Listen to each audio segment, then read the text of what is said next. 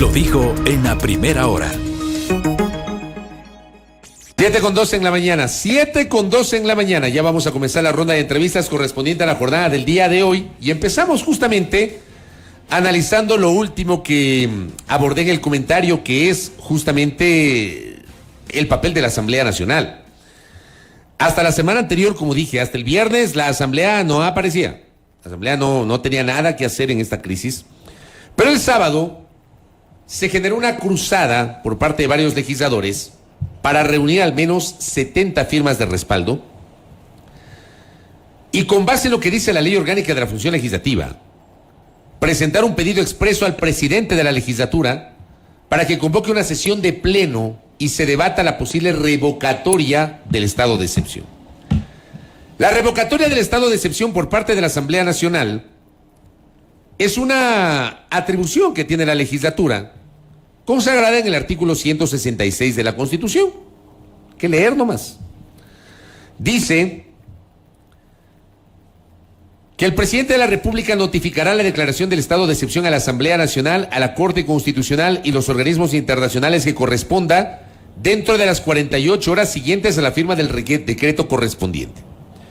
El gobierno, abro un paréntesis, el gobierno informó que ya le notificó a la Corte Constitucional, me imagino que ya le habrá notificado también a la Asamblea. Si las circunstancias lo justifican, dice la norma, la Asamblea podrá revocar el decreto en cualquier tiempo, sin perjuicio del pronunciamiento que sobre su constitucionalidad pueda realizar la Corte Constitucional. ¿Qué significa esto? La Corte, que hace control de constitucionalidad posterior, tiene obviamente la atribución de establecer si ese decreto cumple o no con las normas consagradas en la Carta Magna. Pero independientemente de lo que se pronuncie la Corte Constitucional, la Asamblea, dice la norma, podrá revocar en cualquier momento el estado de excepción, pero añade, si las circunstancias lo justifican. Hablemos con el que sabe. El doctor Pedro Cornejo está con nosotros enlazado telemáticamente. Él es especialista en temas legislativos. Mi doctor, bienvenido, buen día, ¿cómo le va?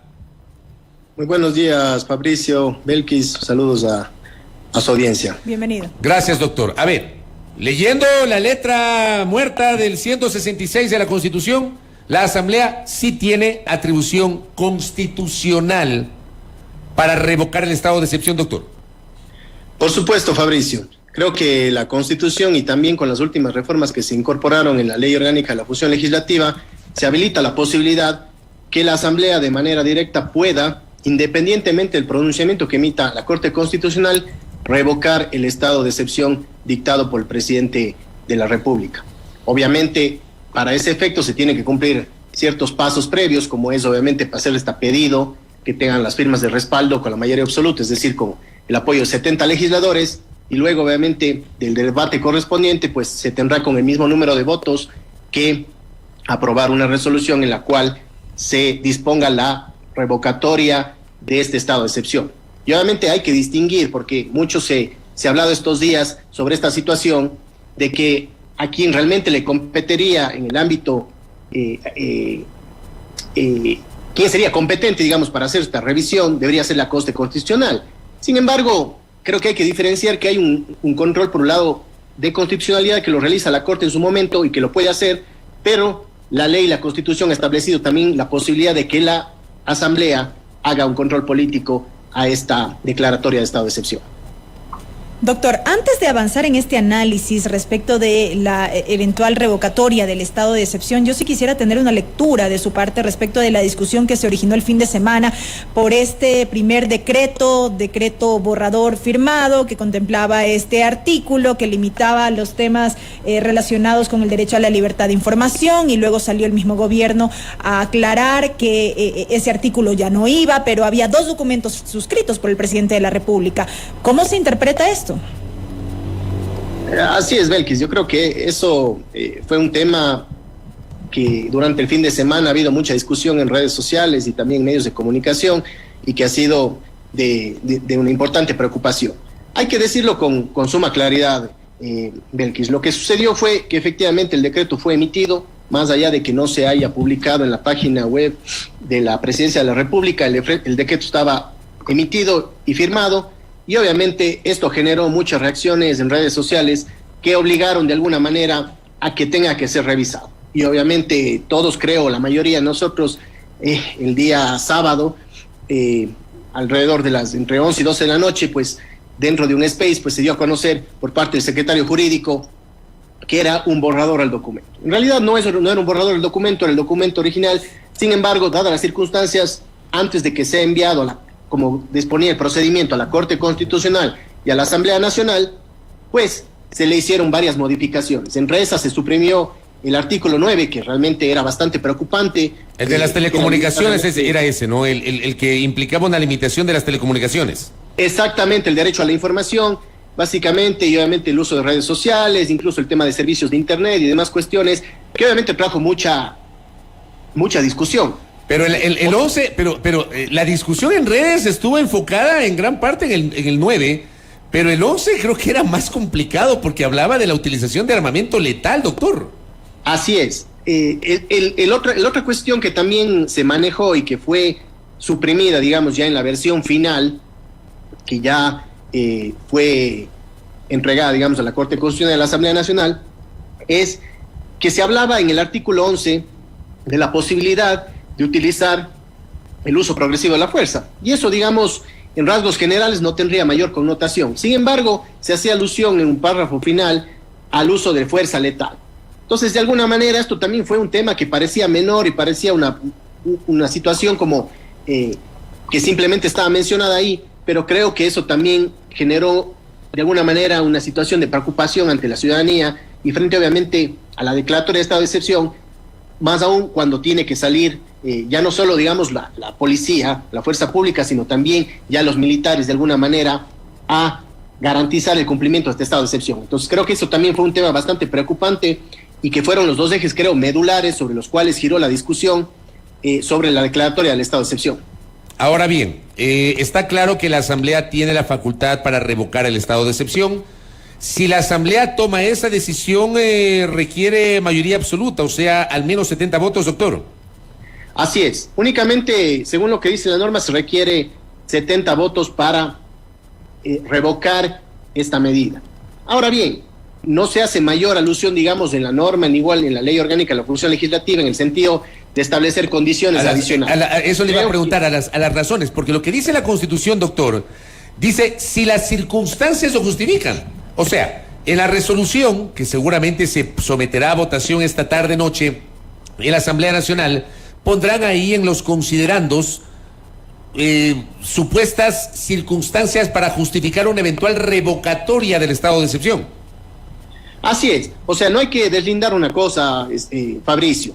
O sea, más allá de las intenciones, digamos, o la posibilidad de hacer un control político a la declaratoria del estado de excepción, todo acto de la administración pública, en general, de todo acto del poder público, tiene que ser debidamente motivado.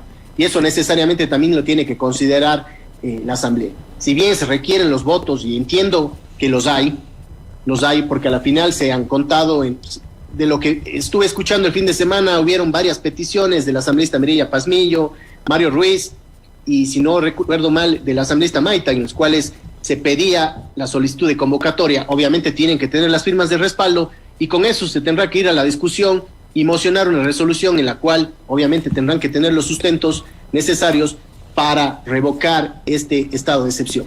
Doctor, jurídicamente hablando, si bien la ley y la Constitución facultan que la Asamblea Nacional puede revocar el estado de excepción, le consulto a usted, en los términos en que se ha planteado justamente el estado de excepción, ¿procede la revocatoria? ¿Por qué lo pregunto?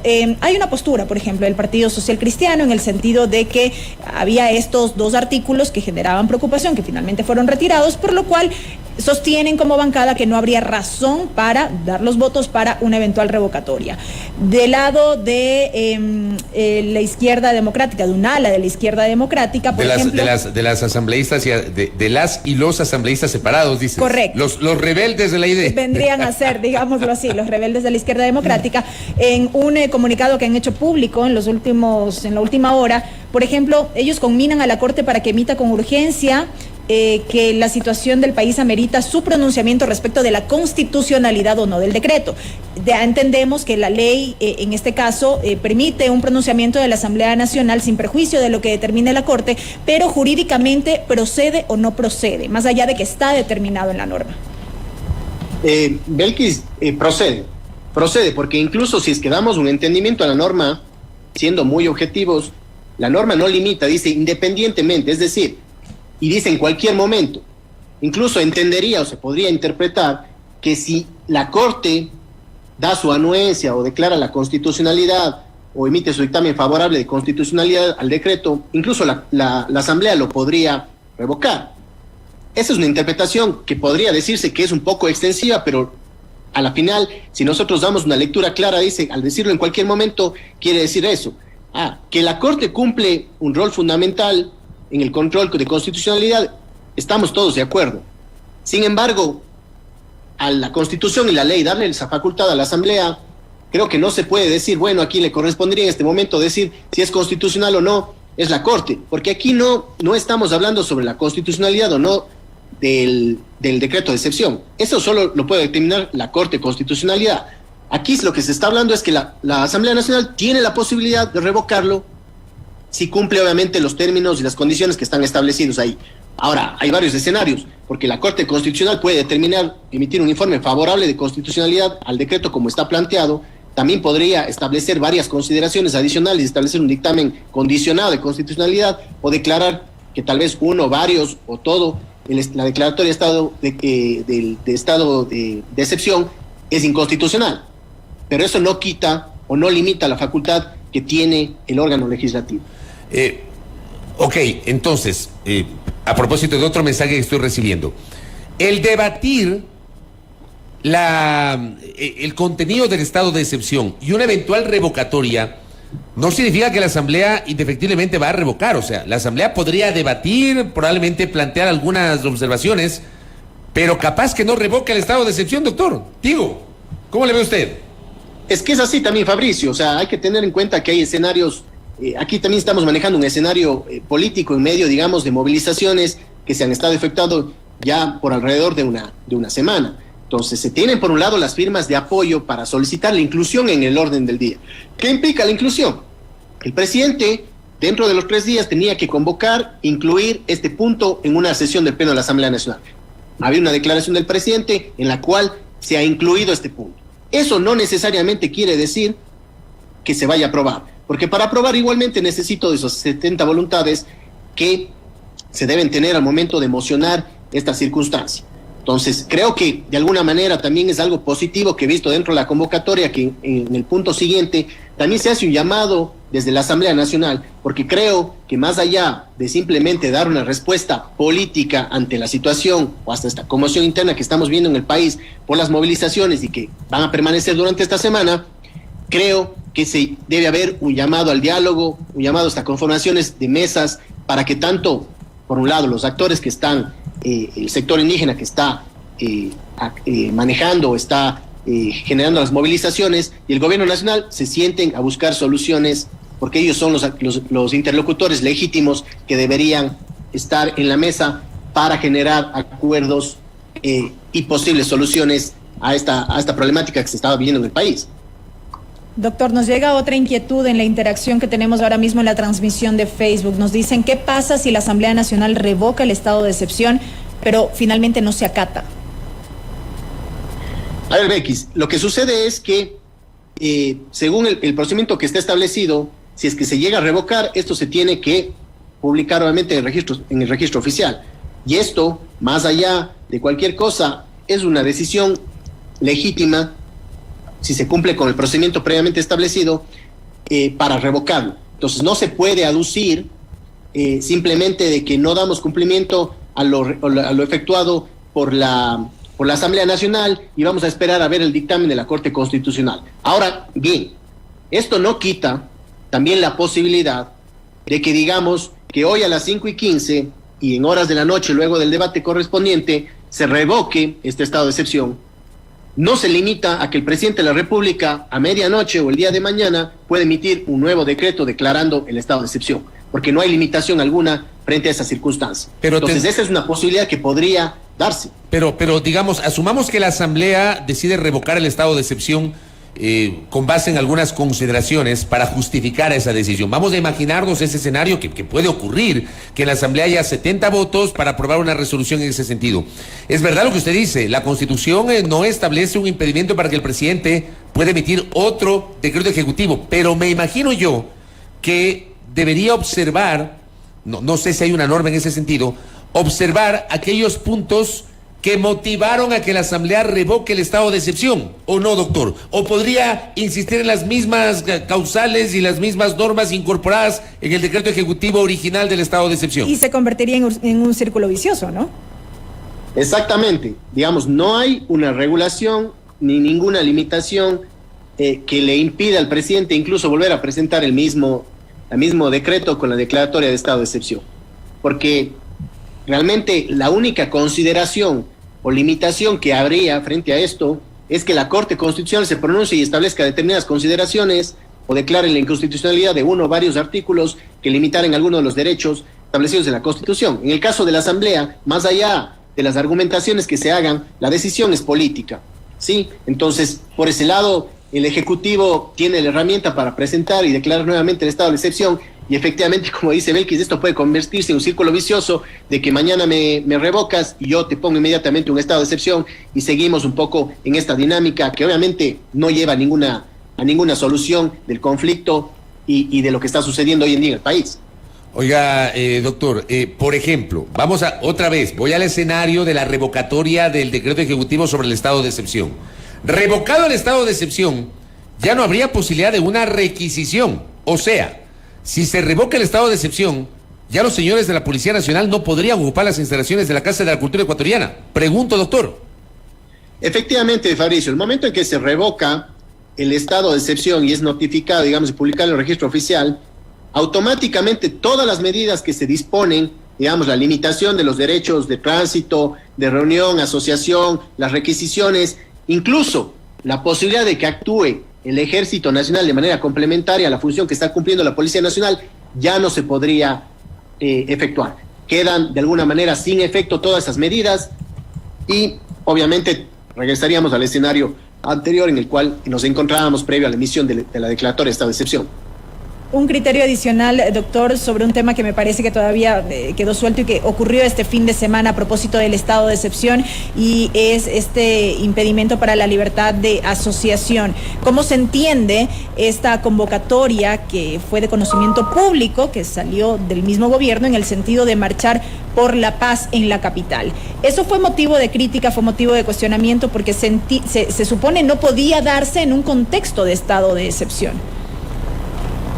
Sí, yo creo que, a ver, aquí Belkis ha pasado algo que es preocupante más allá de todas las circunstancias que han movido un poco las movilizaciones estos días. O sea, creo que por un lado el gobierno nacional se ha equivocado en el sentido de hacer llamamientos al diálogo, a conversar, a establecer posibles soluciones, pero al mismo tiempo ha tomado otro tipo de medidas que lo único que han generado, y creo que son errores evidentes, han generado es que se convulsione más el ambiente. O sea, por un lado llamo a la mesa de diálogo y inmediatamente o sorpresivamente se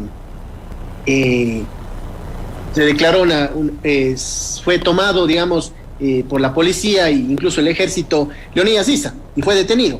Estuvo incomunicado por varias horas, tuvo su audiencia y todo lo demás. Entonces, digo, esos llamamientos, por un lado al diálogo y luego se toman estas medidas, son, creo, contraproducentes y son contradictorios. Por otro lado, se llama y se declara un estado de excepción en el cual se limita el derecho o la libertad de tránsito, de reunión y asociación, pero por otro lado, muchos lo vimos, incluso de cuentas oficiales, se apoya la movilización de una marcha por la paz, supuestamente en apoyo al gobierno o a que de alguna manera no se efectúen estas marchas que paralicen al país, que vayan en contra de la producción, el empleo y el trabajo y la libre movilidad de las personas. Entonces, yo digo, son estas circunstancias que por un lado se hace un llamamiento al diálogo, pero por otro lado se toman otro tipo de medidas, como igual fue ayer la toma por parte de la Policía Nacional de la Casa de la Cultura. Entonces, ¿cómo entendemos, digamos, que quieres sentarte a dialogar con los interlocutores que están a cargo de las movilizaciones y por otro lado se toman este tipo de medidas. Entonces son las cosas, digamos, que un poco no se entienden y que han generado también un poco la discusión y de alguna manera también el rechazo a las posturas y a la toma de decisiones que ha hecho el gobierno nacional. Claro, doctor, el artículo 6 del decreto ejecutivo sobre el estado de excepción dice, sobre limitación de derechos, suspender en las provincias indicadas, o sea, en Pichincha, Cotopaxi, Zimbabura, el ejercicio al derecho a la libertad de asociación y reunión, en estricta relación a los motivos del estado de excepción y a la seguridad del Estado. O sea, si mañana pasado alguien hacía una fiesta en su casa, ya, o una parrillada en su casa por el Día del Padre, puede hacerlo, porque eso no va de la mano con, o no tiene relación con los motivos del estado de excepción. Pero esa convocatoria de la marcha del día sábado, por muy loable que haya sido, entre comillas, porque no fue tan loable, resulta que hubo ahí expresiones racistas, ataques se ve un vehículo que pasa y que lo atacan porque no pitó a favor de la marcha, y le agreden al conductor con el palo de una bandera, y hubo gritos ahí racistas, inclusive de algunos de los partícipes. Pero más allá de eso, ya, esa marcha sí tiene que ver con los motivos del estado de excepción, porque es una marcha vinculada al motivo que provocó el estado de excepción. O sea, no es lo mismo. Yo sí creo pertinente esa aclaración, porque alguien me decía el último fin de semana que yo planteé esas dudas, que esa marcha no tenía nada que ver con el estado de excepción, la denominada Marcha por la Paz en los Chiris, doctor. Así es, Fabricio. Lo que sucede es que incluso dentro de las limitaciones estaba el tema de mantener aglomeraciones, digamos, en lugares públicos. Efectivamente, como usted lo dice, si yo me reúno en mi casa, mientras lo haga dentro de los horarios establecidos, porque la limitación al derecho de tránsito, a la libertad de tránsito, estaba entre las 10 de la noche y las 5 de la mañana. Mientras no lo hagan eso, no voy a tener problema alguno.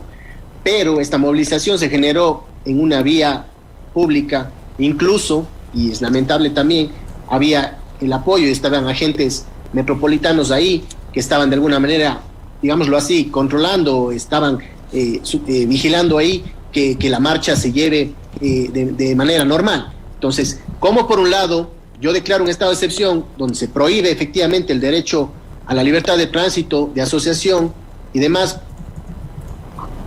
y por otro lado permito sin ninguna restricción que se realice otro tipo de marchas. Entonces creo que ahí hay un contrasentido.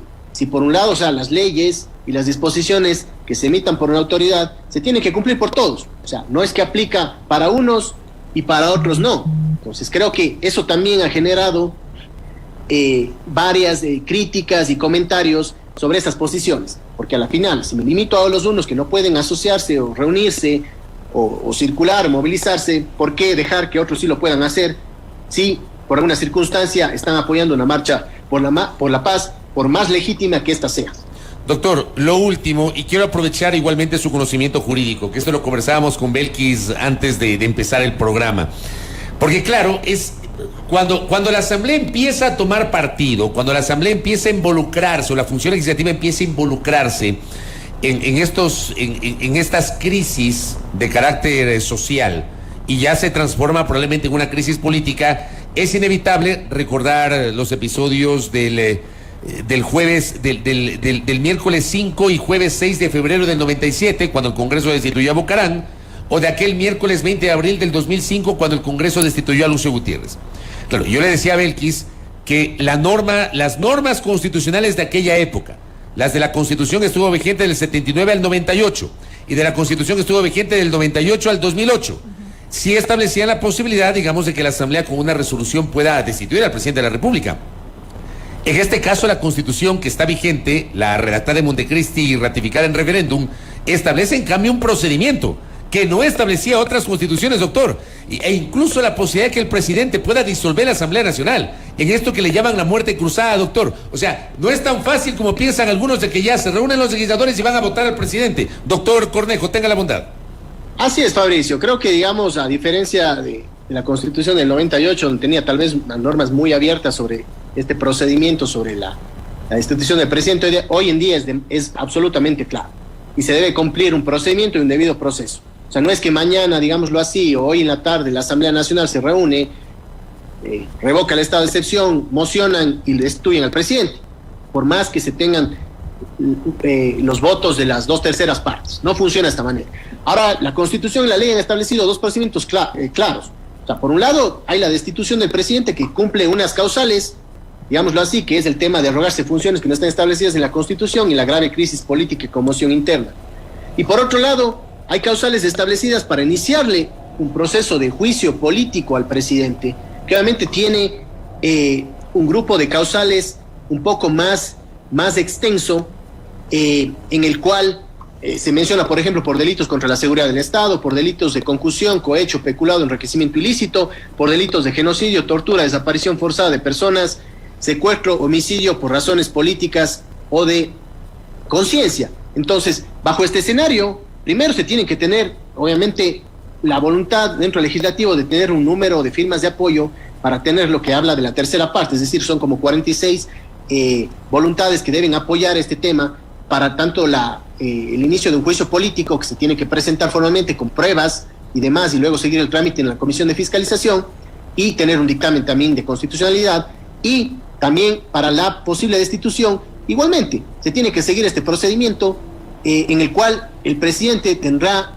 el legítimo derecho a la defensa y intervenir en el Pleno de la Asamblea Nacional, luego de lo cual, obviamente, a la interna se debatirá y luego de 72 horas se podrá, digamos, con las 2/3 partes, destituir al presidente. Ahora, se han establecido de alguna manera ciertos candados dentro de la Constitución y la ley.